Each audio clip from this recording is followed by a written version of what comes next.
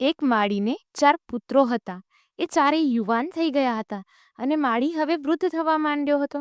જીવનની અંતિમ ઘડીએ એણે પોતાના પુત્રોને પાસે બોલાવીને કહ્યું, હવે હું થોડી ક્ષણનો મહેમાન છું, પરંતુ હું તમને એક ખાસ વાત કહેવા માંગુ છું.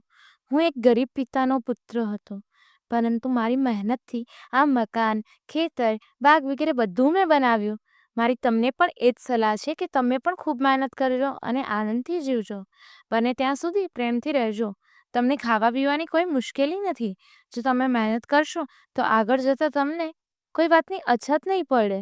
આમ છતાં જો રૂપિયાની જરૂર પડે તો એક ઝાડ નીચે ખૂબ ધન દાટેલું છે, તે કાઢી લેજો. આટલું કહીને તેનો પ્રાણ નીકળી ગયો. પુત્રો કયા ઝાડ નીચે ધન છે તે પૂછી પણ શક્યા નહીં. પિતા જ્યારે જીવતા હતા ત્યારે બાગને પાણી તે જ પીવડાવતા હતા. પિતાના ગયા પછી પુત્રો ખૂબ જ આળસુ થઈ ગયા હતા અને બાગને પાણી પીવડાવતા ન હતા, જેથી બાગ પૂરેપૂરું સુકાઈ ગયું અને આવક ઓછી થવા માંડી. પૈસાની અછત થવા લાગી.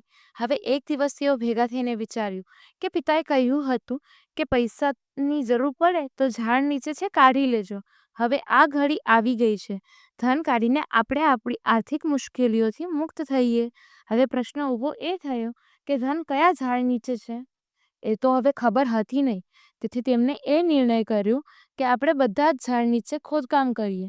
અને આમ વિચારીને તેઓએ બાગમાં પોતપોતાની પત્ની સાથે આવી અને ચારે તરફ ખોદકામ કરવાનું શરૂ કર્યું. પૂરેપૂરો બાગ ખોદાઈ ગયો, પણ ક્યાંય ધન મળ્યું નહીં. અને એ જોઈને પુત્રો દુઃખી થયા. દુઃખી થયેલા પુત્રોને જોઈને એક સજ્જન વ્યક્તિએ પૂછ્યું, આટલા દુઃખી કેમ છો? એમને આખે ખરેખર વાત કરી તો તેમને કહ્યું, તેનો લાભ તમને હમણાં નહીં, આવતા વર્ષે મળશે. થોડા દિવસ પછી જોરદાર વરસાદ આવ્યો. બગીચો ખૂબ જ સારી રીતે ખોદાયો હતો. હવે ખૂબ પાણી પીને તૃપ્ત થઈ ગયેલો એ બગીચામાં બધા જ વૃક્ષો નવપલ્લવિત થઈ ગયા અને એટલા બધા ફળો આવ્યા કે તેઓ માલામાલ થઈ ગયા.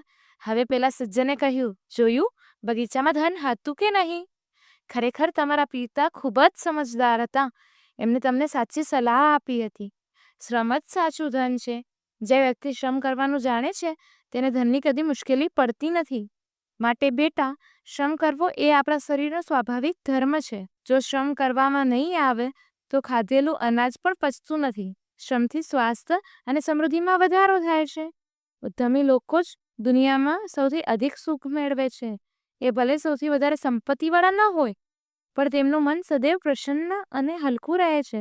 માટે બેટા, તું પણ શ્રમ કરજે અને જીવનમાં આગળ વધજે.